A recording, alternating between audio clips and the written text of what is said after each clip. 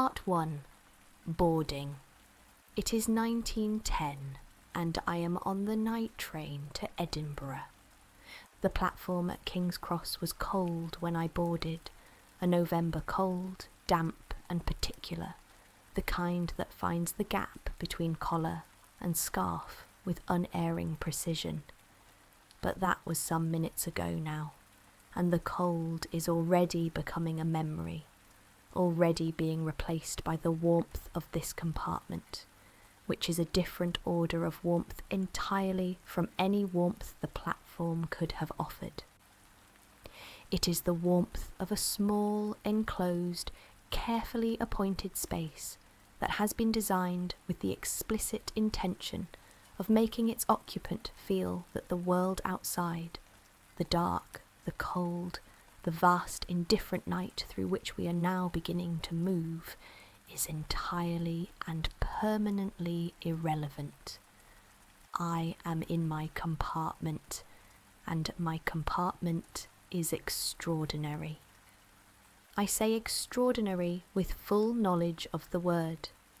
I have travelled overnight before, in less considered arrangements, in carriages that were clean and adequate, and entirely without distinction, and I know the difference. This compartment, this first-class sleeper compartment on the overnight express, is something else altogether. It is, as I settled into it, and the door clicked shut behind me, and the train began its slow, gathering movement out of the great station, what I can only describe as a jewel box.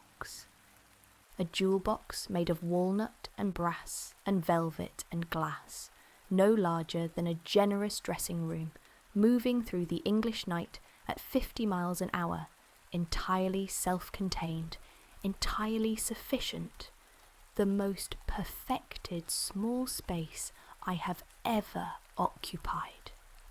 The porter has seen to everything. My travelling case is stowed in the rack above, strapped in place with the practised efficiency of someone who has performed this action many hundreds of times, and knows that a travelling case improperly stowed at King's Cross has a way of making itself known somewhere around Peterborough. My coat is hanging on the brass hook behind the door, swaying very slightly with the motion of the train, making a small pendulum movement that is entirely regular and entirely without urgency. The curtain on the corridor window has been drawn. The curtain on the outer window, the window that faces the night, has been left open at my request, because I intend to watch the city dissolve into darkness before I sleep, and I intend to sleep very well indeed. The lamp above the bunk has been turned low. Just low, not off, not dark, but reduced to its warmest possible setting, which gives the compartment a quality of amber illumination that is more like firelight than electric light, more like candlelight than anything industrial, a glow that finds every warm surface in the small room and makes it warmer, every dark surface deeper, every brass fitting incandescent. I sit on the edge of the bunk and the train carries me north. Part 2. The compartment. Let me tell you about the walnut. The panelling of this compartment is walnut, dark, figured, the grain of it visible even in the low lamplight as a complex, almost organic pattern of darker and lighter lines within the deep brown, the way water makes patterns in sand, the way wood always records the life of the tree in its grain, the decades of growth laid down in concentrics and spirals, and the long flowing lines that follow the curve of the bowl. It covers every wall of the compartment, floor to ceiling, interrupted only by the window and the door, and the small recessed shelves on either side of the bunk, and it has been polished, recently and lovingly polished, by the same hands that turned down the bunk and set the lamp low and drew the corridor curtain to a lustre that the amber lamp finds and returns as a warm, deep, reddish glow. This is beeswax. The smell of beeswax is very present in this compartment, and I am glad of it. It is a smell that belongs to careful, old-fashioned things, to things that are maintained rather than replaced, to things that have a life measured in decades rather than seasons. It mingles with the smell of the wool blankets on the bunk, and with the faint mineral smell of the night air that seeps very slightly through the window seal, and with something else beneath both of these, the smell of the train itself, which is iron and coal and the particular heat of a working engine, ancient and industrial, and strangely reassuring, the smell of a machine that knows exactly what it is for and is doing it. The brass fittings catch my eye wherever I look. They are everywhere in this compartment, and they are immaculate. The hook behind the door, the handles of the small storage drawers below the bunk, the frame of the lamp above me, the catches on the window, the two small brackets that hold the fold-down table flat against the wall. Each one has been polished to the colour of a lit candle, a warm reddish gold that is not quite yellow and not quite orange, but exactly the colour that brass wants to be when it has been properly cared for, the colour that it earns through years of polish and use and more polish and more use. The window is before me.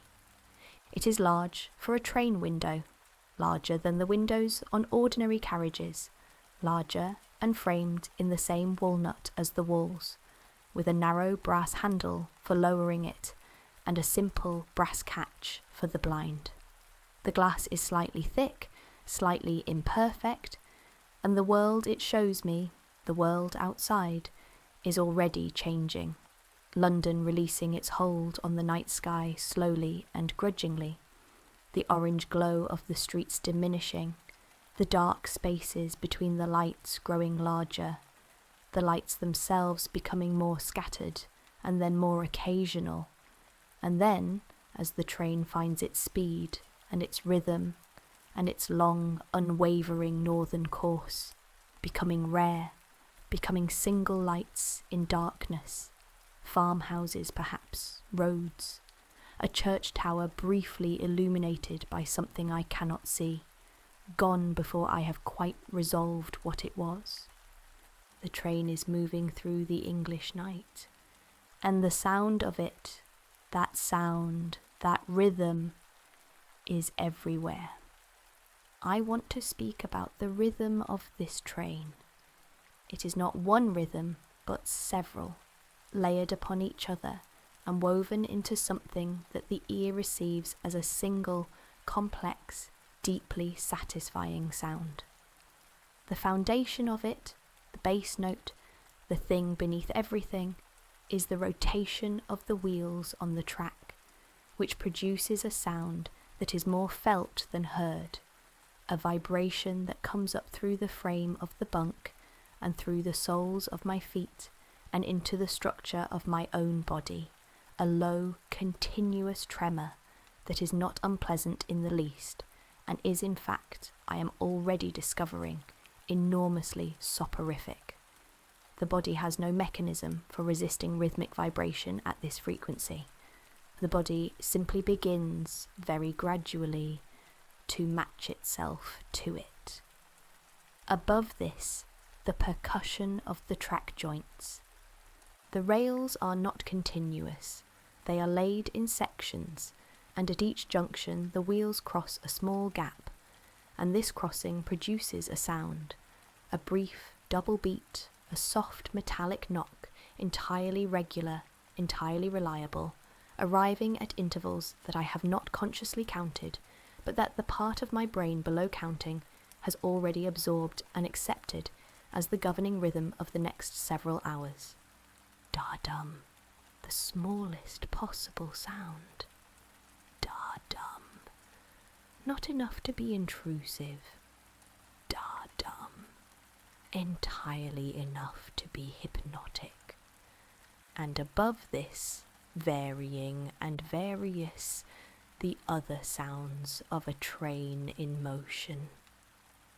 The slight creak of the carriage body over the bogies, the train moving as a living thing moves, the carriages adjusting their relationship to each other with small, articulate sounds as the track curves or descends. The sound of the air against the outside of the carriage, not wind exactly, more the sound of the train's passage through the air, a low, sustained sound like a held note, like a bow drawn very slowly across a very low string. The occasional distant sound of a signal or a crossing, passing before it can be identified, absorbed into the general sound world of the journey, and gone. And underneath all of it, very far forward, the engine. I cannot hear it clearly. It is too far away, the carriages too well insulated, the night too large to carry the sound distinctly. But I can feel it. A deeper vibration beneath the vibration of the wheels, a pulse rather than a rhythm, the heartbeat of the machine, steady and powerful and entirely committed to the dark miles ahead. It is doing what it was made to do, and it knows this, and the knowledge is in every revolution of its driving wheels, in every revolution of the sound it sends back through the train to me. I am being carried north. The thought settles into me with extraordinary ease and comfort. I am being carried north through the November darkness at 50 miles an hour, and I am not required to navigate or watch or attend to anything at all. I am cargo of the most well-considered and comfortably accommodated kind. I have been received into this compartment, and the train has taken responsibility for everything that matters: the direction, the speed, the distance, the arrival. And I have been relieved for these night hours of all of it. I am simply here in my jewel box, being carried. The bunk has been turned down. This is what I mean when I say the porter has seen to everything. When I boarded, the bunk was in its daytime configuration, a narrow sofa against the wall, its cushions firmly set, its purpose ambiguous. Now it is entirely itself, entirely what it was designed to be. A bed, narrow and perfect and immaculately prepared. The kind of bed that exists only in first-class sleeper compartments and has a character distinct from any other kind of bed in the world. The sheets are white. Very white, railway white, the particular white of linen that has been laundered to within an inch of its existence by the railway company's own laundry, pressed with heavy irons and stored in cedar-scented presses, and brought out for nights like this one, stiff and smooth and absolutely pristinely white. They have been turned back to an angle of precisely 45 degrees, the top sheet folded over the blankets in a cuff of white that is almost architectural in its precision, and the pillow, one pillow, narrow, the pillow of a space where width is a luxury rather than a given, sits at the head in its crisp white pillowcase, dented very slightly in the centre, in a way that suggests it has been plumped recently within the last half hour by someone who takes the comfort of strangers seriously. The blankets are extraordinary. There are two of them, two proper wool blankets, the kind that the railway company has been sourcing from the same Scottish mill for 30 years. A dense, warm, slightly nubbled wool in a deep charcoal grey, with a narrow stripe of dark burgundy along each edge. An inch of colour against the grey, the most restrained possible decoration. They are very warm. I know this without having yet got into the bunk. I can feel their warmth from here, from the edge of the bunk where I sit, a warmth that is both radiative and potential, both the warmth they are producing now and the warmth they are promising for the body that will soon be inside them. And over everything, laid across the foot of the bunk in the same folded thirds as the blankets in every other room I have slept in this autumn, a travelling rug. Tartan, this one. A dark tartan, its ground colour very nearly black with overstripes of deep green and a thin line of burgundy that picks up the stripe on the blankets. This is not an accident, this coordination. Someone has thought about it. The whole woven in a wool so thick and so tightly set that the rug barely gives when I press it. A density that promises the most serious possible warmth for the feet and legs on a November night in a moving train. I stand and remove my travelling coat. I hang it on the second hook. There are 2 hooks, the porter having explained this with the quiet pride of someone pointing out an elegant detail, and begin the small, intimate ritual of preparing for sleep in a moving room, which is different from preparing for sleep in a stationary one in ways that are subtle but real. Everything must be considered slightly more carefully. Everything that might roll must be secured. Everything that matters must be within reach of the bunk, because once inside the blankets and beneath the tartan rug, the body will not wish to emerge for anything short of an emergency. I place my book on the narrow shelf, my watch on its small brass hook, my glass of water, poured by the porter before he left, from a carafe on the fold-down table, the water slightly cool and very clear, within reach on the ledge. I lower myself into the bunk. The sheets are cool against my legs, and then immediately, incrementally, not cool.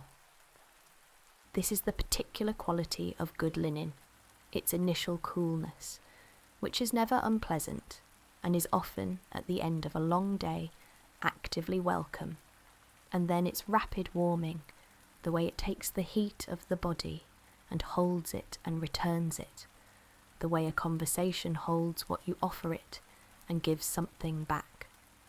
Within a minute, certainly within 2, the sheets are warm, and within 5 they have ceased to have a temperature distinct from my own, have become simply part of the warmth, simply held. I pull the blankets up. The weight of them settles across me with that characteristic satisfaction that weight always has when the body has decided to be still. A weight that is not oppressive, but is definite, present, a whole-length pressure that says, you are here, and here is where you will be, and we have you.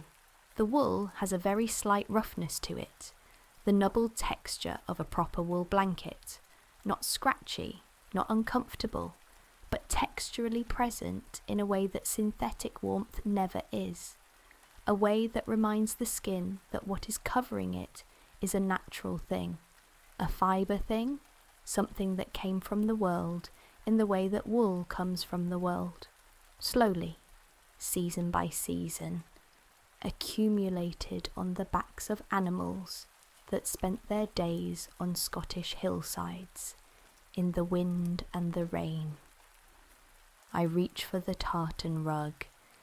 It comes over the blankets at the foot, and I pull it up to my waist, and the additional weight of it across my legs is very good.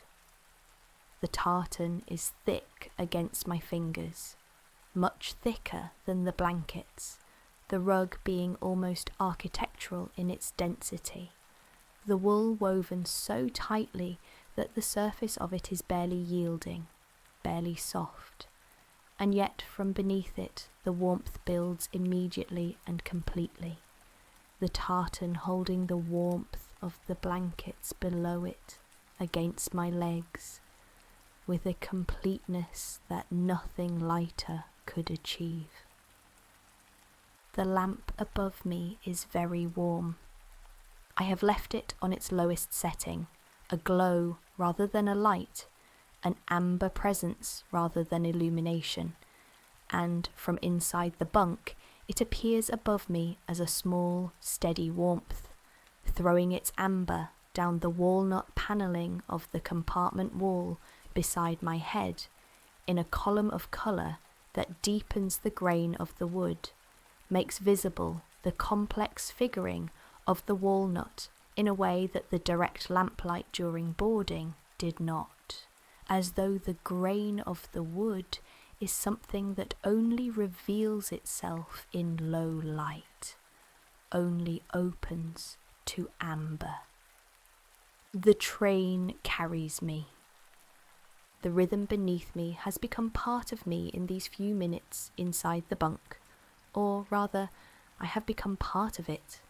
The vibration of the train and the vibration of my own body having found some accommodation, some mutual frequency, in the way of things that have been in contact long enough. I no longer notice it as a sensation distinct from the sensation of lying still. It has become simply the quality of stillness in this place, the flavour of rest on a moving train, which is different from the flavour of rest in a stationary room, and is, I find, extraordinarily, almost embarrassingly welcome. The window is still uncurtained.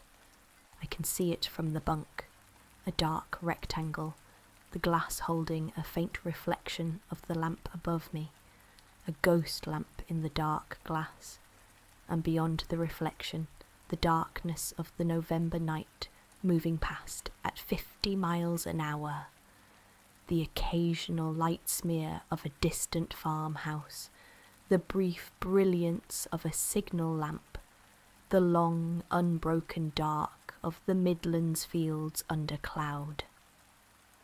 I watch it without watching. My eyes are open, but my attention has detached itself from what they are showing it, is somewhere behind them, somewhere quieter, somewhere that the rhythm of the train is already reaching. Part 3. The night outside. The darkness through the window has its own texture. This is something I have noticed before on night journeys, though I have never found quite the right words for it. The darkness outside a moving train is not uniform, not a single quality. It has depth and variation, the way a very dark room has depth and variation when the eyes have adjusted fully to it. There are darker darks and lighter darks, the darkness of a cutting, where the earth rises on either side, and the sky is a narrow strip of slightly less dark above. The darkness of an embankment, where the train is briefly elevated, and the horizon opens to its full width. The darkness of a town approached and passed before it can quite be identified, its light smearing across the glass in brief, coloured streaks of amber and white, and occasionally the cold blue of something electric. And there is the sky. Tonight the sky is overcast, a thick November overcast, clouds loaded with rain that has not yet decided to fall, pressing low over the Midlands, and the sky is lighter than the land below it, a faint, diffused, silvery dark, the light of the cities below the horizon bouncing up into the clouds and being returned as a general, sourceless illumination that is not quite light, but is different from the land's utter darkness in a way that the eye distinguishes immediately and the brain categorizes without being asked as sky. The rain begins somewhere around Grantham. I do not see it begin. I am already inside the bunk, already warm, already in the first stages of the descent towards sleep. But I hear it, and feeling it through the glass would be too strong a word, but I sense it, the way the sound of the world outside changes very slightly when rain begins to fall on a moving train. The white noise of the train's passage through the air becoming marginally more complex, marginally more textured as the rain is added to it. And then it is on the window. This is different from rain on a stationary window, different from rain on the dome's glass, different from rain on a stone sill. This is rain on glass that is moving through the rain, and the effect is that each raindrop, rather than falling vertically and running down, is caught by the train's passage and swept horizontally across the glass, dragged sideways, making not the long vertical rivulets of rain on a window, but brief, angled, almost horizontal streaks, each one appearing at the left edge of the window and disappearing to the right, continuous and rapid, a constant lateral motion that is somehow entirely different in character from the motion of the train itself. The train moving forward, the rain moving sideways, and the combination of these two motions through the dark glass is mesmerizing in a way that I am not equal to resisting. I watch the rain on the window. I watch it without deciding to watch it, the way the eyes find a candle flame or the surface of moving water and rest there without asking for reasons. The brain not engaged, not processing, just receiving the image of the rain swept sideways across the glass in the dark, and beneath the image the sound of it, which is a high, continuous, silk-like sound, quite different from the rain on glass I have heard in rooms. And beneath the sound, the rhythm of the wheels, and beneath the rhythm, the warmth of the bunk, and beneath the warmth, the smell of beeswax and wool, and the faint coal iron of the train. Everything is layered and complete and perfectly ordered. I am nearly asleep. The smells of this compartment are speaking very quietly to me now, with my eyes half open on the rain-swept window and the rest of my senses given over to the warmth and the rhythm and the particular enclosed safety of the bunk. The sense of smell is operating in that quiet, ambient way it always operates when the other senses are occupied, not presenting itself, not demanding attention, but simply present, simply part of the room's conversation with the body. The beeswax is warm. It has been warming since the lamp was lit. The gentle heat of the lamp releasing the scent of the polish worked into the walnut panelling very gradually, in the same way that a fire warms a beeswaxed room from one end, not suddenly, not dramatically, but over the course of an hour, the smell building almost imperceptibly until it is simply part of the room's air, part of the room's warmth, inseparable from them. It is the smell of maintenance, of care taken, of someone having polished this panelling yesterday or this morning with a cloth and a jar of wax, and the time and the attention that care takes, working the wax into the grain of the walnut with the small circular motions that polishing requires, the grain warming under the friction of the cloth, the wax releasing its smell as it softens and penetrates. The result of all that work is this smell now, in this compartment, in this lamp-warm amber, a smell that carries within it the whole history of its making, and is, for this reason, more comforting than any artificial scent could be. The wool blankets have their own smell. It is a clean smell. The railway laundry has been thorough. But beneath the cleanliness there is something ineradicably lanolin, something ineradicably of the sheep, a faint, warm, organic undertone that no amount of washing quite removes, and that I would not wish removed, that I find with my face turned into the pillow and the blanket edge against my chin, deeply and inexplicably reassuring. This is not a synthetic warmth. This is not a manufactured comfort. This is wool, which is a living thing made into a warming thing by the most ancient of human processes, and its smell knows this and tells me so, and I receive the telling without argument and with considerable gratitude. The pillow is very cool against my cheek. It has been cool since I lay down, and it has remained cool, the pillow being the one part of the bunk that the blankets do not warm, that the body does not warm quite, the pillow maintaining its own slight freshness against my face that is an entirely welcome counterpoint to the warmth of everything else. The cool of the pillow and the warmth of the blankets in the same breath, the same moment, the contrast between them making each more itself, more its own quality, the cool cooler for the warmth around it, and the warmth warmer for the cool. The train rocks very slightly. It is not something I have noticed consciously until this moment.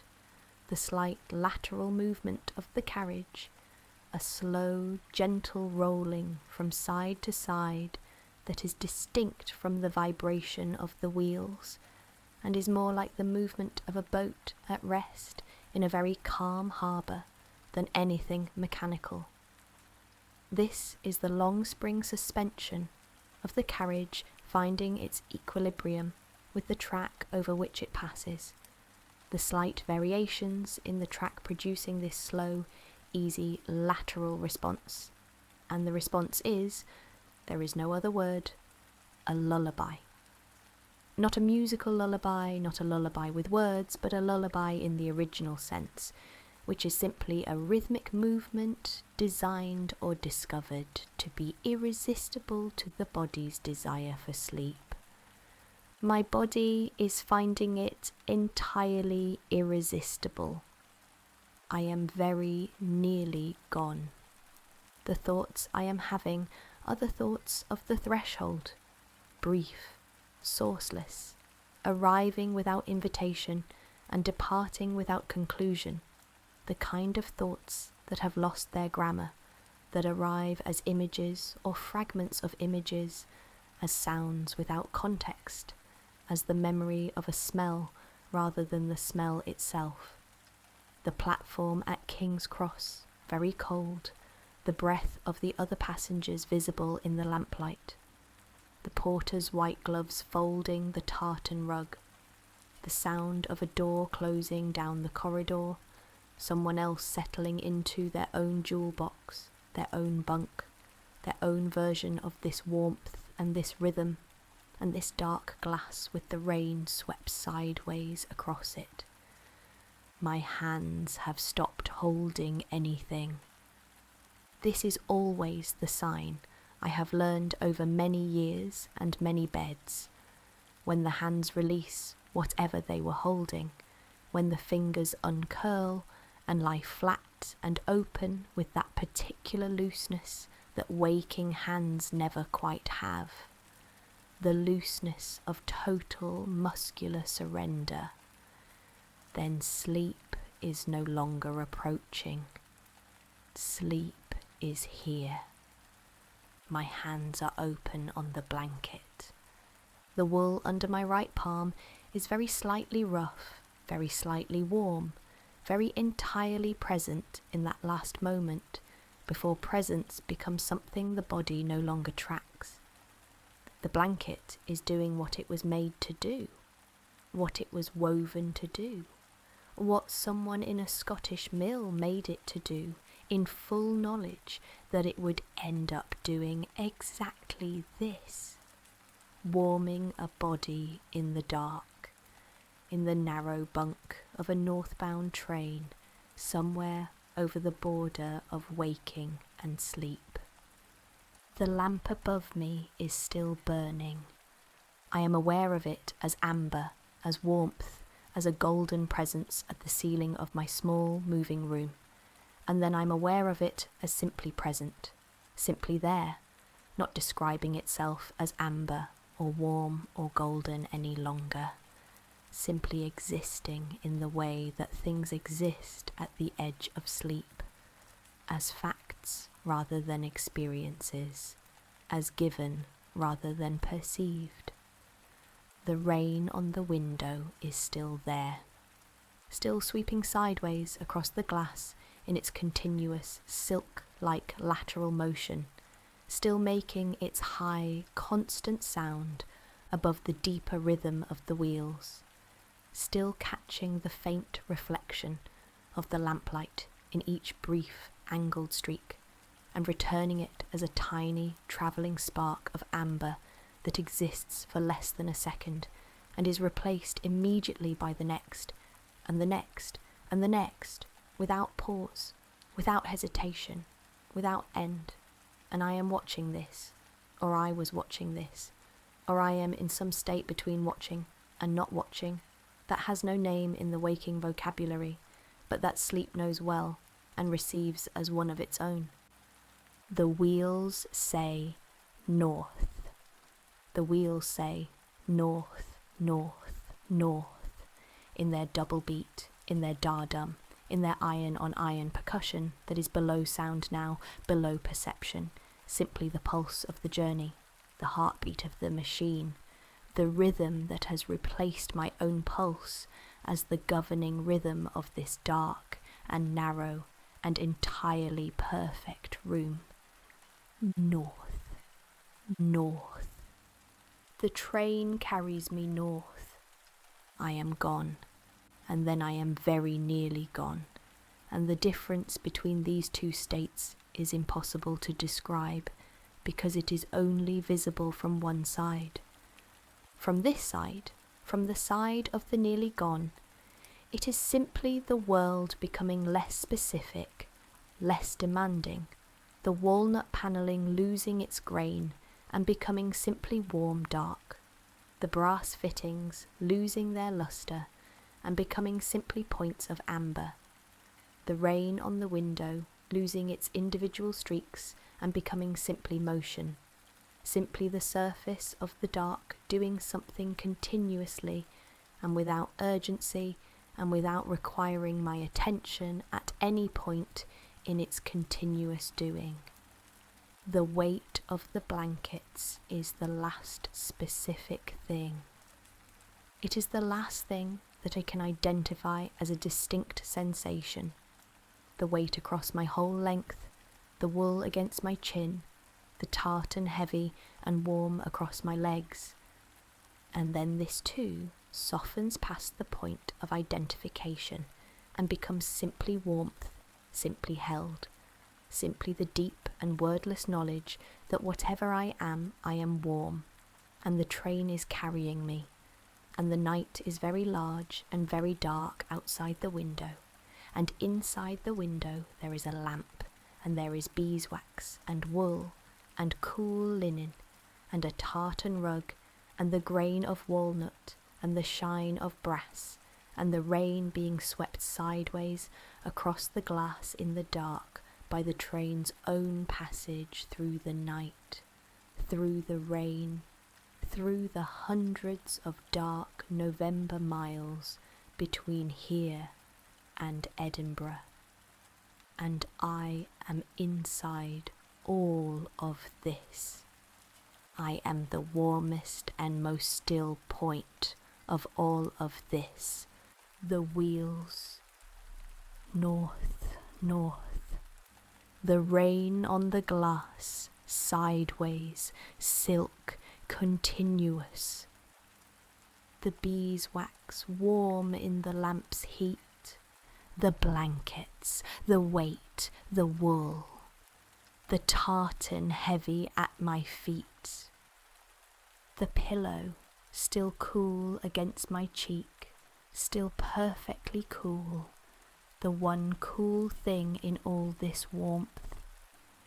The lamp amber above me, burning on its lowest setting, burning for hours, yet no need to extinguish it, no need to do anything at all. The train is doing everything. The train knows the way. North through Grantham, north through Doncaster, north through York, with its great Minster dark against the slightly lighter dark of the sky, north through Durham and its cathedral on its great rock above the river, north through Newcastle, north across the border, north through the long dark miles of Scotland that I will not see because I will be here, in this bunk, in this warmth, in this rhythm, in this small amber room moving through the night. I will be here, sleeping. The train is carrying me. The night is very large. The bunk is very warm. The blankets are very heavy and very good. The rain is on the window, swept sideways, continuous, silk. The lamp is burning above me, amber, low. The walnut is warm in the amber light. The brass is warm. The wheels are turning. North, north. The pillow is cool. The wool is warm. The tartan is heavy at my feet. The beeswax is in the air, warm and quiet and old. The train knows where it is going. The train has always known. I am only a passenger, the most comfortable, the most held, the most thoroughly carried passenger, in my jewel box, in my walnut and brass and wool and amber jewel box, moving through the English night at 50 miles an hour, leaving the night to itself, leaving the cold platform, the damp November, the business of arriving and departing and navigating, all of it left behind at King's Cross, all of it given to the train, all of it no longer mine to carry. Only this warmth, this weight, this rhythm. Da-dum, da-dum. The rain on the glass, the lamp above, the long dark miles ahead, all of them the trains, none of them mine. Sleep now. The train is carrying you. The night is carrying the train. The rails are carrying the night. And at the end of all the dark miles, Edinburgh will be there, grey and golden in the early morning, the castle on its rock, the cold, clean air of the north. But that is morning, and morning is very far away. And between here and morning, there is only this, the warmth, The wool, the amber lamp, the walnut, dark and figured, warm in the light. The rhythm, the rain, the long held, amber warm, wool heavy, rail sung, rain swept, northbound. Night, sleep, sleep.